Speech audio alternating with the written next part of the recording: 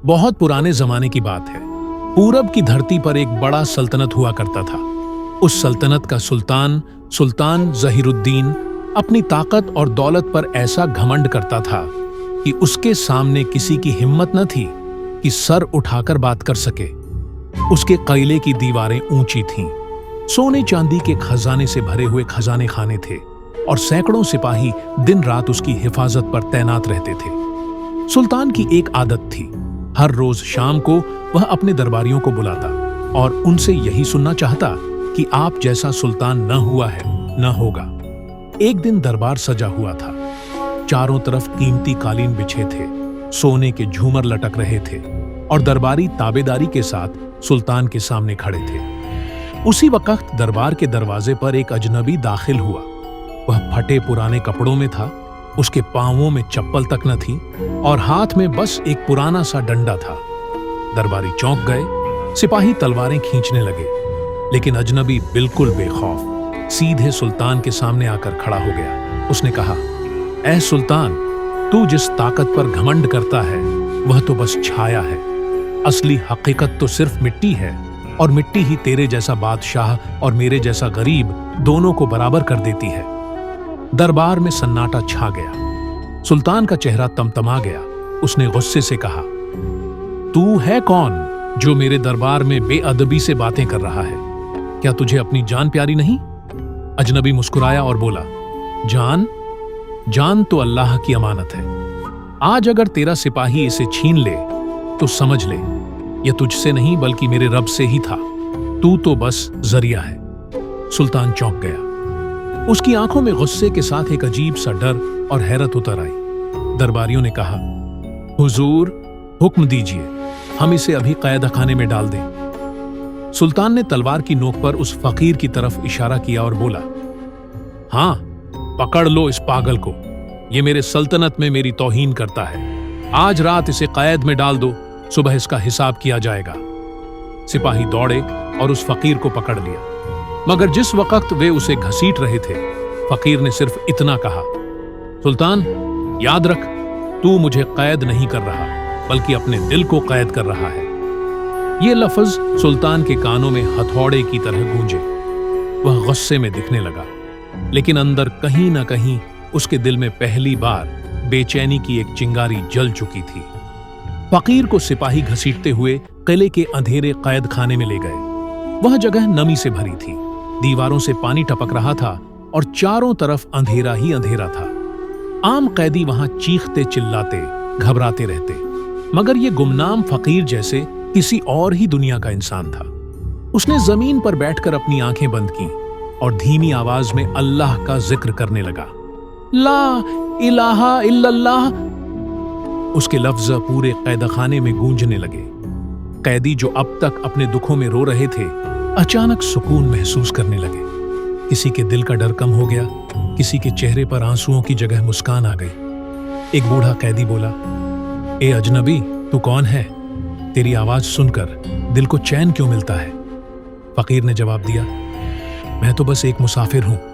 चैन मेरा नहीं, मेरे रब का है। वही है जो दिलों में सुकून उतारता है। इसी दौरान सुल्तान अपने शाही बिस्तर पर लेटा था, लेकिन उसे नींद नहीं आ रही थी। हर बार जब वह आंखें बंद करता, उसे फकीर का चेहरा और उसकी बातें याद आती। तू मुझे कैद नहीं कर रहा बल्कि अपने दिल को कैद कर रहा है। सुल्तान बेचैन हो उठा। उसने पहरेदार को बुलाया और पूछा, वह अजनबी कैसा है? पहरेदार ने डरते डरते कहा, हुजूर, वह तो बिल्कुल परेशान नहीं है, बल्कि बाकी कैदी जो हर रोज शोर मचाते थे, आज रात चुपचाप बैठे हैं। कुछ तो कह रहे थे कि उन्हें पहली बार कैदखाने में नींद आई है। यह सुनकर सुल्तान और भी परेशान हो गया। वह सोचने लगा, यह कैसा इंसान है? मेरे हजारों सिपाही, मेरा खजाना, मेरी ताकत भी लोगों को वह सुकून नहीं दे पाए जो इसके एक एक लफ्ज से मिल रहा है। सुबह हुई तो सुल्तान ने हुक्म दिया कि फकीर को उसके सामने लाया जाए। सिपाही फकीर को ले आए। सुल्तान ने गुस्से को दबाकर पूछा, ए अजनबी, तू कौन है? तुझे किसने मेरे दरबार में भेजा? क्या तू मेरे खिलाफ लोगों को भड़काने आया है? फकीर मुस्कुराया और बोला, मैं न तेरा दुश्मन हूं न तेरा गुलाम। मैं तो बस एक राहगीर हूं जिसे अल्लाह ने भेजा है ताकि तुझे तेरे अपने दिल का आईना दिखा सके। सुल्तान चौंक गया। मेरे दिल का आईना?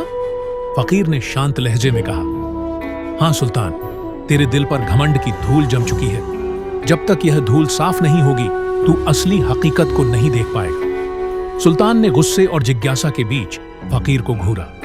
उसके दिल में सवाल उमड़ रहे थे, मगर जबान से सिर्फ इतना निकला, अगर तू सचमुच अल्लाह का भेजा हुआ है तो मुझे कोई निशानी दिखा, वरना तुझे आज ही मौत की सजा मिलेगी।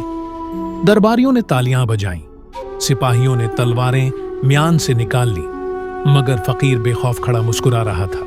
उसने कहा, सुल्तान, निशानी की हसरत तुझे है, मगर याद रख, अल्लाह की निशानियां सोने चांदी के ढेरों में नहीं बल्कि इंसान की नीयत और सब्र में दिखाई देती हैं। अगर तू देखना चाहता है तो तेरे ही घर से तेरी आजमाइश शुरू होगी। सुल्तान भड़क उठा। मेरे घर से? मेरे पास सब कुछ है, दौलत, फौज, ताकत, किस चीज की कमी है मुझे? फकीर ने शांत लहजे में कहा, यही घमंड तो तेरी सबसे बड़ी कमी है। आज रात जब तू अपने बिस्तर पर लेटेगा तो तुझे पता चलेगा कि दौलत और ताकत सब बेकार है, अगर नींद ही तेरे पास न हो। सुल्तान हंस पड़ा। नींद? क्या मजाक है, मैं जब चाहूं सो सकता हूं। मेरे पास आरामदेह बिस्तर, गुलाम और पहरेदार हैं। फकीर बस मुस्कुराया और बोला, ठीक है, तू देख लेना। उस रात सुल्तान अपने शाही बिस्तर पर गया। नरम गद्दे, सुगंधित इत्र, ठंडी हवाओं के लिए पंखा झलते नौकर और दरवाजे पर पहरेदार मौजूद थे। मगर जैसे ही उसने आंखें बंद की, बेचैनी की लहर दौड़ गई। उसके कानों में फकीर के लफ्ज गूंजने लगे, जब तक तेरे दिल पर घमंड की धूल है, चैन तेरे पास नहीं आएगा। वह करवटें बदलता रहा। नींद दूर दूर तक न आई। सुबह तक उसकी आंखें लाल हो चुकी थीं और चेहरे पर थकान साफ नजर आ रही थी। दरबार में आते ही उसने गुस्से से फकीर को बुलवाया। ए अजनबी, तूने मुझ पर जादू कर दिया है क्या? पूरी रात मैं सो नहीं पाया। फकीर हंस पड़ा और बोला, ये कोई जादू नहीं सुल्तान, ये तो तेरे दिल की हालत है। जब तक दिल साफ ना हो, चैन कभी नहीं आता। तूने दौलत पर भरोसा किया, मगर असली चैन तो सब्र और तवक्कुल में है। सुल्तान चुप हो गया। उसकी आंखों में पहली बार सवाल और बेचैनी का साया था। मगर दरबारियों को यह सब नागवार गुजरा। उन्होंने फुसफुसाते हुए कहा, हुजूर, ये फकीर तो आपको कमजोर बना रहा है। अगर लोग इसकी बातें सुनने लगे तो आपकी शान और हुकूमत मिट्टी में मिल जाएगी। सुल्तान के दिल में अब दो आवाजें थीं, एक दरबारियों की जो उसे घमंड की तरफ धकेल रही थी, दूसरी उस फकीर की जो उसे सच्चाई की तरफ बुला रही थी। सुल्तान की रातें अब बेचैनी में गुजरने लगी थीं। वह दिन में थका थका सा दिखता और दरबारियों पर बेवजह गुस्सा करता, लेकिन अपनी हालत का इल्जाम वह सिर्फ उसी फकीर को देता। एक दिन अचानक किले में खबर पहुंची, हुजूर, आपकी तिजोरी का सबसे बड़ा खजाना गायब हो गया है। यह सुनकर सुल्तान गुस्से से कांप उठा। क्या मेरे सोने चांदी के ढेर चोरी हो गए? कौन है गद्दार? तुरंत उसे पकड़ो। सिपाही दौड़े, शहर के चप्पे चप्पे की तलाशी ली गई, मगर खजाना कहीं न मिला। सुल्तान की आंखों में खून उतर आया। उसने गुमनाम फकीर को दरबार में बुलवाया। ए अजनबी, ये सब तेरे अशुभ कदमों की वजह से हो रहा है। पहले मेरी नींद छीनी, अब मेरा खजाना भी गायब हो गया।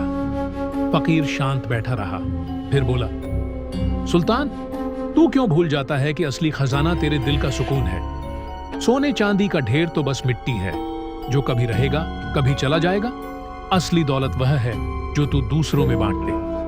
दरबारियों ने जोर से हंसते हुए कहा, हुजूर, देखिए ये कैसे मजाक कर रहा है।